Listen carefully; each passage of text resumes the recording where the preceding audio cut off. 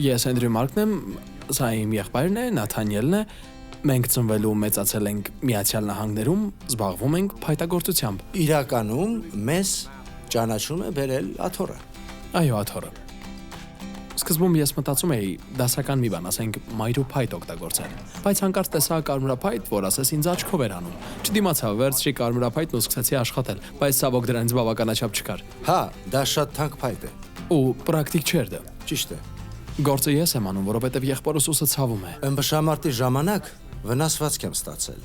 Մենք շատ լավ ենք աշխատում միասին։ Հիմնականում մտահղացումը իմն է, իսկ Էնդրյուն Ուսի հետ կապված ոչ մի գործ նա չի կարողանում անել։ Բայց դե առանց նրա գործը գլուխ չի գալիս։ Իրոք անկեղծ եմ ասում։ Առանց Նաթանիելի այս փայտագործական արհեստանոցը ուղղակի չէր լինի։ հետաքրքիր է, որ արդեն երկար ժամանակ է աշխատում ենք, 15 տարի, ու ես երբեք մուրճով գործ չեմ արել։ Հա, ոչ մի անգամ։ Մեր աշխատանքը արհեստագործությունն է։ Արհեստ թե արվեստ։ Չգիտեմ։ Դետալների վրա մեր ուշադրությունը շատ ավելի բարձր է, քան Միջինից բարձր։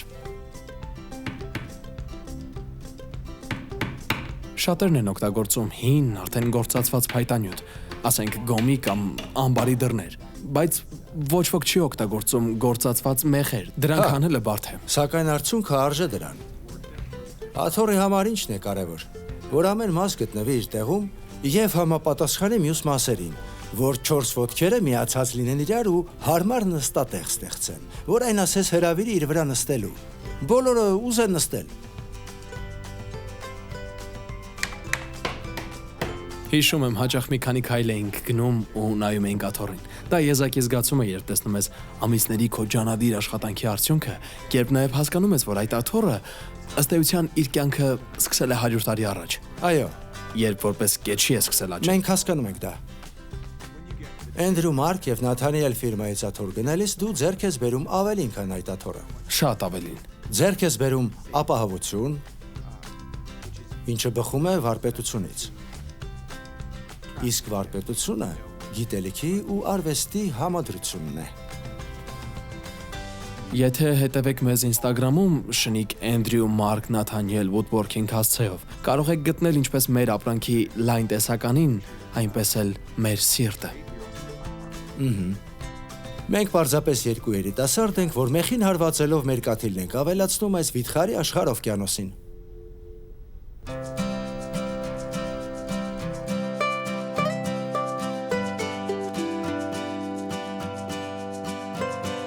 Լավագույն բանը, որ պատրաստել եմ, Երգ եմ գրել։ Ծալվող աթոռ եմ սարքել ու դա չի ճոճվում, ապահով է։ երևի իմ սարքած լուսամփոփը խողովակներից եմ հավաքել։ Գրավիչ չի հնչում, բայց իմ սարքած լավագույն բանը երևի Excel-ով աղյուսակներն են։ Ամենավատ բանը։ Ամենավատ բանը։ Դե ես ահա որ վատ եմ նկարում։ 8-րդ դասարանում աշխատանքի դասին մի շատ չափից դուրս անդուր տեսքով ժամացույց եմ սարքել ու երբեք չէի ուզենա նորից տեսնել դա։ Պանրով մակարոնը վառել եմ։ Երևի երրորդ դասարանում էր թխված կաբլիտներ էի սարքել, որ շատ վատն էին, քանի որ խոզի ճարպ էի խառնել։ Հետո տարա դպրոց բարեգործական տոնավաճառի։ Երկար կանգնեցի, որ վաճառի ահա որ էր, ոչ ոք չառավ դրանք, լուրջ եմ ասում, ոչ ոք չառավ։ Էդ ինչ էիր սարքել։ Դրանք զզվելի։ Ահա։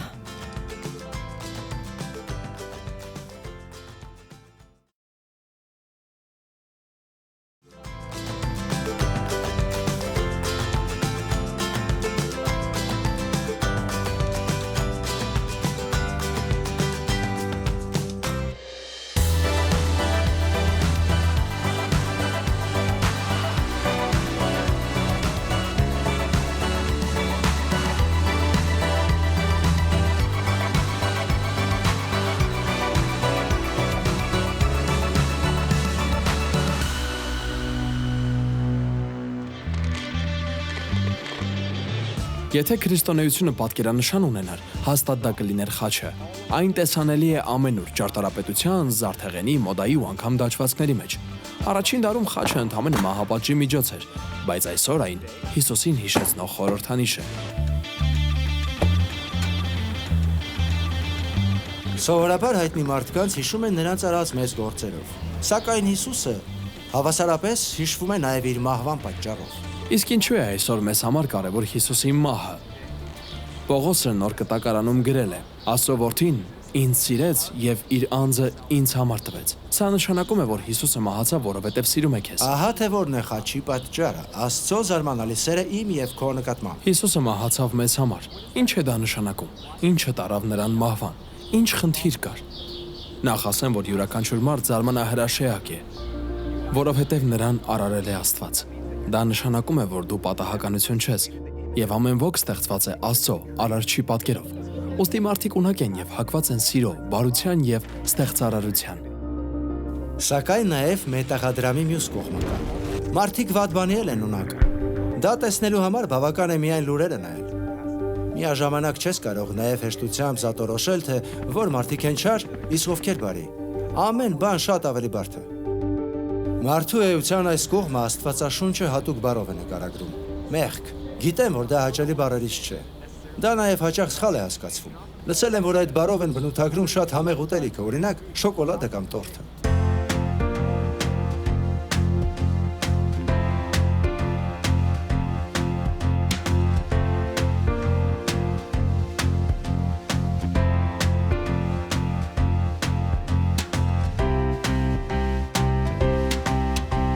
Make no mistake about your cake. It's sinfully delicious.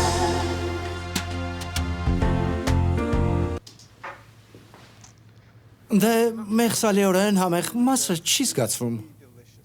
Ճիշտ բնորոշում չէ։ Հա։ Բացասական իմաստ է տալիս։ Հա, Իսկ եթե այսպեսի մի բան, Աստծո սիրույն այս տորթը շատ համեղ է։ ապրես, բայց լավն է։ Իսկ նախկինը ո՞նց էր։ Բեմ, թխված կա թավայում, շոկոլադե տորտ։ Աստվածաշնչում սակայն մեղքը երբեք դրական իմաստ չի կրում։ Այն միշտ վերաբերում է մեր կյանքում առկա վատ բաներին։ Բայց այս դեպքում էլ խոսքը, ասենք, չափից շատ շոկոլադ ուտելու պես սխալմունքների մասին չէ։ Մեղքը մեր բնական հակվածությունն է եսասիրությանը,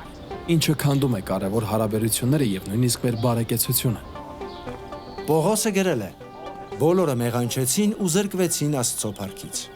Այսինքն մեղքը ընդամենը մի քանի հոգու խնդիրը չէ։ Այն արկա է ամեն մեկից ներսում։ Իմ կյանքում էլ են եղել բաներ, որոնց համար խորապես զղջում եմ։ Ես վիրավորել եմ մարդկանց, նույնիսկ նրանց, ում սիրում եմ։ Դե եթե անկեղծ լինենք, բոլորս էլ սխալներ արել ենք, բոլորս էլ մեղանչել ենք։ Սակայն ոչ մեկ չի ուզում կոչվել մեղավոր։ Եթե ինձ նման ես կմտածես, իհարկե, ես կատարյալ չեմ, հաճախ սխալվում եմ, բայց ոմանց համեմատությամբ այնքան էլ վատը չեմ։ Հա, բայց նման համեմատությունը շատ հեռու է քրիստոնեության ուսուցումից։ Աստված համեմատության միջոցով չի որոշում մարդկանց մեղավոր լինել կամ չլինելը։ Այ եթե համեմատվենք Աստծո չափանիշի հետ, կտեսնենք, որ բոլորս այնքան մեղավոր ենք։ Բոլորս կանգնած ենք նույն աստիճանին, անգամ համեմատվելու ունակ չենք։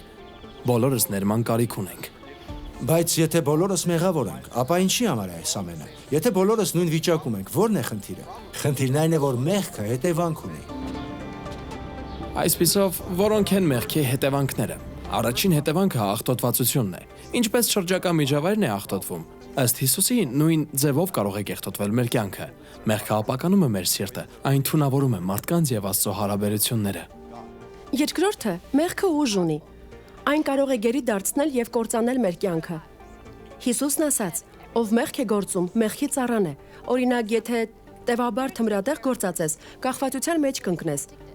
Սակայն կախվածության մեջ հնարավոր է լինել ոչ միայն թմրել նյութերից, այլ նաև նախանձից, ագահությունից եւ անգամ մեծամտությունից։ Մեղքին հետևում է պատիժ, երբ որևէ մեկի նկատմամբ հանցանք է կատարվում, բոլորից մեջ էլ մի ձայն կա, որն արդարություն է պահանջում։ Մենք ուզում ենք, որ գողին, բռնացողին, ստրկացնողին, վնասատվողին բռնեն ու պատժեն, որովհետև նման արարքները պատժի են արժանի։ Մինչդեռ միայն այլ մարդկանց մեղքերը չէ, որ արժանի են պատժի։ Մերը նույնպես։ Եվ վերջինը, մեղքի ամենավատ հետևանքը մարդ Աստված փոխհարաբերության վրա ունեցած ազդեցությունն է։ Այն մեզ բաժանում եւ հեռացնում է Աստծուց։ Սա կենսական խնդիր է, որովհետև մենք արարված ենք Աստծո եւ մարդկանց հետ հաղորդակցվելու նպատակով։ Սակայն մեղքը քայքայում է այդ հարաբերությունները։ Գուցե տեսել եք, թե ինչպես է սուտը կործանում ընկերությունը կամ նույնիսկ քանդում ընտանիքը։ Նմանապես ցանկացած մեղք պատնեշ է ստեղծում մեր եւ Աստծո միջև։ Հռոմեացիների 6:23-ում մեղքին հետևող պատիժը կոչվում է մահ, եւ Աստծուց մեր կյանքի միակ աղբյուրից կտրված լինելը հոգեվոր մահ է։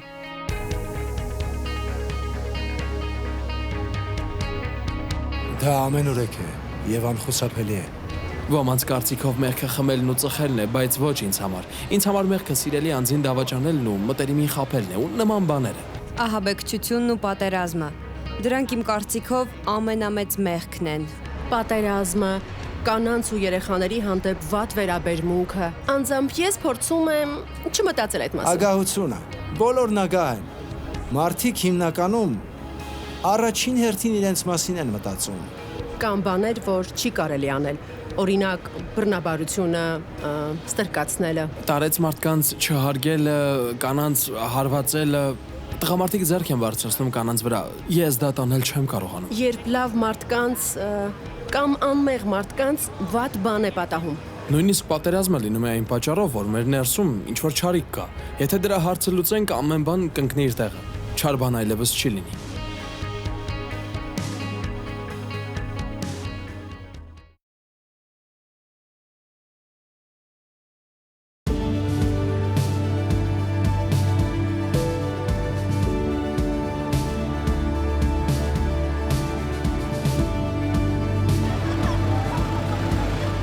Խաչը նշանակում է, որ Աստված սիրում է այս աշխարհը, սիրում է քեզ։ Խաչը նաև արձագանքն է մեղքերի խնդրին։ Նա չի անտեսել այդ խնդիրը, ոչ էլ ասել է՝ «Դե լավ, ամեն բան այնքան էլ վատ չէ»։ Ոչ։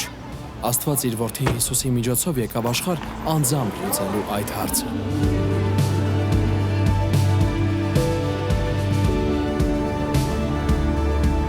Խաչի վրա Հիսուսի մահը Աստծո լուծումն է մեղքի խնդրին։ Հիսուսի մտերիմներից Պետրոսը գրել է. Նա մեր մեղքերն իր մարմնով խաչափայտի վրա բարձրացրեց, որպեսզի մեղքերից հեռանալով արդարության համար ապրենք։ Դուք նրա վերքերով բժշկվեցիք։ Դա նշանակում է, որ մենք կարող ենք բժշկվել, քանի որ Հիսուսը խոցվեց։ Նա մեր մեղքի հետևանքներն իր վրա վերցրեց։ Դրան ասում են աստվածային փոխանորդություն։ Այսինքն Աստված իրենով փոխարինեց քեզ։ Հիսուսը քո փոխարեն մահացավ։ 1941 թվականի հուլիսի 31-ին Աուշվիցի համակենտրոնացման ճամբարի 14-րդ բաժանմունքի ազդանշանները միացան, որովհետև բանտարկյալ էր փախել։ Որպես պատիժ հսկիչները 10 պատահական բանտարկյալի բունկերում սովի մատնեցին։ Նրանցից 9-րդը Ֆրանսիս Գաջովնիչե կանոնով մեկն էր, որ սկսեց աղաղակել «Իմ կինը, երեխաները, ես էլ երբեք նրանց չեմ տեսնի»։ Այդ պահին մեկ այլ բանտարկյալ առաջ եկավ ու առաջարկեց մեռնել նրա փոխարեն։ Ի զարմանս բոլորի նրա առաջարկն ընդունվեց։ Նա կաթոլիկ քահանա էր, Մաքսիմիլիան Քոլբի անունով։ Նրան մյուսների հետ տարան սովամահության բունկեր։ 15 օր անց 1941 թվականի օգոստոսի 14-ին, երբ դատապարտյալները դեռ կենդանի էին, նրանց սպանեցին մահաբեր ներարկումով։ 1982 թվականի հոկտեմբերի 10-ին, 41 տարի անց, Մաքսիմիլիան Քոլբիի մահը պատշաճ պատվի արժանացավ։ Հռոմի Սուրբ Պետրոս տաճարի հրապարակում 150 հազարանոց բազմության առջև Հովհաննես Պողոս II Պապը Մաքսիմիլիան Քոլբիի մահն անվանեց նման մեր Տեր Հիսուս Քրիստոսի տարած հաղթանակին։ Խաչին գանվելը ամենածանր մահապատիժն էր։ Մինչդեռ նոր կտակարանը կենտրոնանում է Հիսուսի ոչ այնքան ֆիզիկական, որքան հոգևոր տառապանքների վրա, քանի որ նա կրեց մեր մեղքերի ողջ ծանրությունը։ Այսպիսի բացատրություն եմ լսել։ Պատկերացնենք, այս ձեռքս ներկայացնում է մեզ, մեր կյանքը, իսկ այս գիրքը ներկայացնում է մեր մեղքերն ու սխալները, որոնք պատնեշ են կառուցում մեր եւ Աստծո միջև։ Մյուս ձեռքս ներկայացնում է Հիսուսին, ով ոչ մի մեղք չգործեց, անթերի կյանք ապրեց, հետևաբար նրա եւ երկնային հոր միջև ոչ մի պատնեշ չկար։ Հին կտակարանում Հիսուսի մահը կանխասող մարգարեություն կա, որտեղ ասվում է. մենք բոլորս մոլորվեցինք ոչխարների պես, յուրաքանչյուրն իր ճանապարհով գնաց։ Ապա ավելացնում է. բայց Տերը նրա վրա դրեց մեր բոլորի անօրենությունը, այսինքն Հիսուսի վրա։ Հիսուսը խաչի վրա կրում է իմ ու քո մեղքերը։ Տեսնում եք, թե մեզ ինչ է շնորհվում։ Ազատություն Աստծո հետ շփվելու համար։ Խաչի վրա կատարված արդյունքները զարմանալի են։ Խաչն ու հարությունը մեկ իրադարձություն են, նման գեղեցիկ ադամանդին, որ տարբեր նիստեր ունի։ Իսկ ես դա նմանեցնում եմ գեղեցիկ սոխի, իմաստային տարբեր շերտեր ունենալու պատճառով։ Գեղեցիկ սոխի։ Հա, բանջարեղեն սոխի։ Ախր սոխը գեղեցիկ չէ, ադամանդն է գեղեցիկ։ Մարդիկ սիրում են ադամանդ։ Մարդիկ սոխել են սիրում, բեն։ Մենք փորձում ենք Բայց ներկայացնել տարբեր են։ խաչի տարբեր կողմերը, իմաստներն ու շերտերը։ Կարծում եմ սոխնել, ադամանդն էլ կարող են ներկայացնել դա։ Չես նեղվի, եթե ուղակի նիստեր բառով բացատրելու համար Իհարկե ոչ, ինչպես ուզում ես, Հա, քանի որ երկուսն էլ լավ։ հավասար փոխաբերություն են։ Սոխ, ադամանդ ինձ համար մեկ է։ հա։ Այդ դեպքում ադամանդն եմ ընտրում։ Իհարկե։ Լավ, այդպես ինձ դուր է գալիս։ Երբ ադամանդը լույսը բեկում է, դրա գեղեցկության լրիվ ուրիշ կողմն ես բացահայտում։ Նմանապես խաչի վրա Հիսուսի արած գործի մասին խորհելիս դրա նորանոր խորություններն ես գտնում։ Նախ այն բացահայտում է, թե որքան է Աստված սիրում եւ թանկ գնահատում քեզ։ Երբեք քեզ անարժեք մի զգա, որովհետեւ խաչը վկա է, թե որքան կարեւոր ենք մենք Աստծո համար։ Խաչը խոսում է նաև չարչարանքի մասին։ Աստված վերևում ամպի վրա նստած անտարբեր չի նայում ներքևում եղած տառապանքներին, ոչ։ Նա Հիսուսի միջոցով եկավ մեր աշխարհ չարչարվելու մեզ համար, եւ հիմա էլ մեզանում նա հաղորդ է տառապանքին։ Այնուհետև խաչը վկայում է, որ չարի ուժերը պարտված են, իսկ հարությունը հաստատում է, որ պատմությունը լավ ավարտ ունի։ Խաչի միջոցով մեղքին հասնող պատիժը վճարված է։ Մեր հանցանքը ջնջված է, եւ մեր ունեցած ողջ պարտքը մարված է։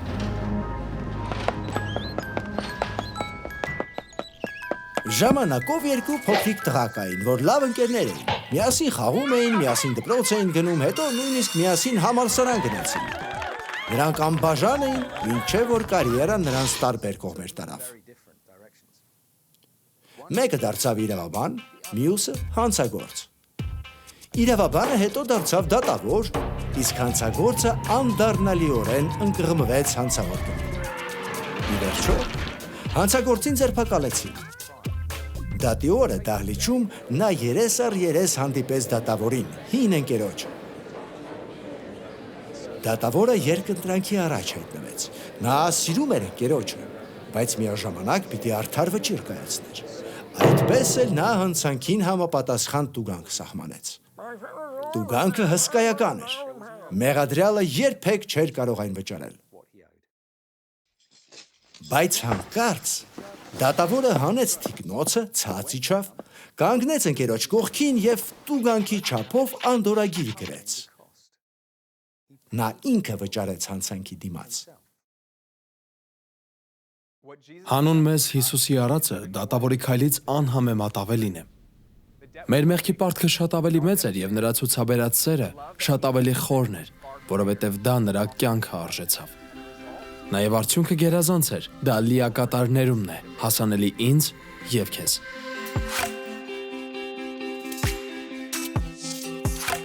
Ներում,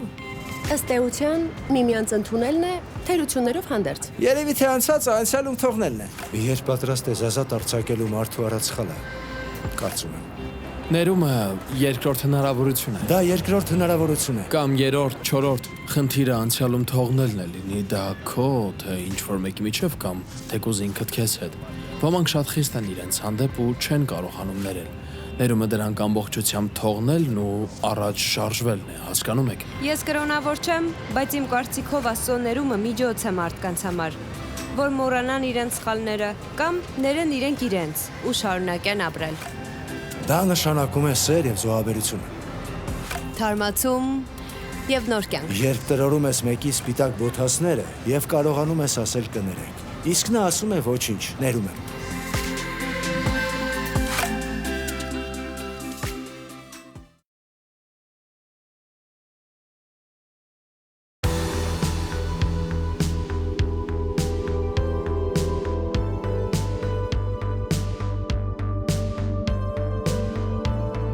Խաչի իրականությունը մեզ փոխելու զորություն ունի։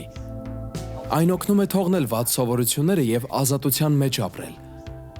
Նախքան քրիստոնյա դառնալս ես շատ բացասական բաներ էի մտածում ինքս իմ մասին, ինչի հետևանքով ես ինձ անապահով ու անվստահ էի զգում։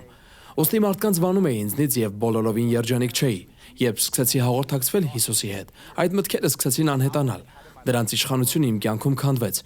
Իմ ընկեր Քրիսն էլ Հիսուսին հանդիպելուց հետո ակնթարթորեն ազատվեց թմրամոլությունից։ Դա ուղղակի վերացավ։ Սակայն սա օրինաչափություն չէ։ Փոփոխությունը ճամփորդություն է, դրան ժամանակ է պետք։ Որոշ բաներ փոխվում են մի գիշերում, բայց շատ փոփոխություններ տեղի են ունենում ժամանակի ընթացքում։ Հիսուսն ասաց. «Եթե որդին ձեզ ազատի, ճշմարտապես ազատ կլինեք»։ Այսինքն մենք կարող ենք ապրել մեղքի իշխանությունից ազատ եւ կարող ենք փոփոխություն տեսնել մեր կյանքում։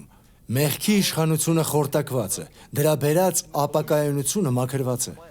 Հովհաննեսը գրում է. «Հիսուսի արյունը մաքրում է մեզ ամեն մեղքից»։ Երբ հասկացա, որ Աստված ներել է ինձ, դա ինձ օգնեց ներելու մարդկանց։ Բոլորս էլ երբևէ վնասվել ենք, եւ այդ վիրավորանքը մնում է մեր սրտում, հաճախ լցնում է մեզ դառնությամբ, նույնիսկ կարելի ասել բարկությամբ։ Բայց երբ ընդունում ենք Աստծո ներումը,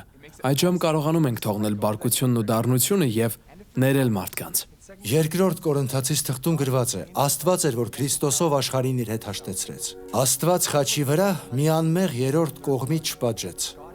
Նա ինքը եկավ մեռնելու մեզ համար։ Ի վերջո խաչի շնորհիվ մենք հաշտվեցինք Աստծո հետ եւ մեղքի բերած բաժանումը ավարտվեց։ Հիսուսը պատմեց անառակ որդու պատմությունը։ Որդին հեռանում է տնից, լքելով հորը։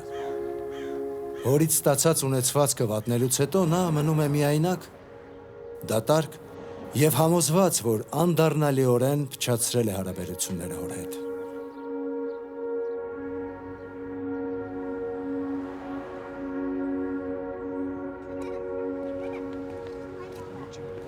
Հասնելով ծայր հուսահատության, նա որոշում է վերադառնալ տուն,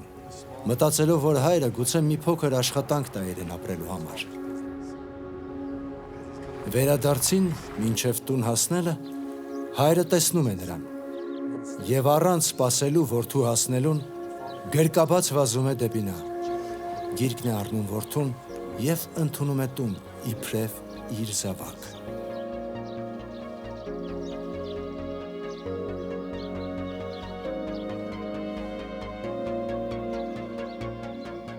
Այս պատմությունը քեզ համար է։ Տուն դառնալիս Աստծո մոտ գալիս նշանակություն չունի, թե ինչ ես արել։ Նա անթառաջ է ելնում քեզ, որ գրկի քեզ։ Աստված սիրում է քեզ։ Հիսուսը մահացել է քեզ համար, եւ խաչի շնորհիվ դու կանչված ես մշտապես հաղորդակցվելու Աստծո հետ։ Երբ սրտից խորքում հասկացա այս ամենը, իմ կյանքը լրիվ փոխվեց։ Դա կարող է հիմնովին փոխել նաեւ քո կյանքը։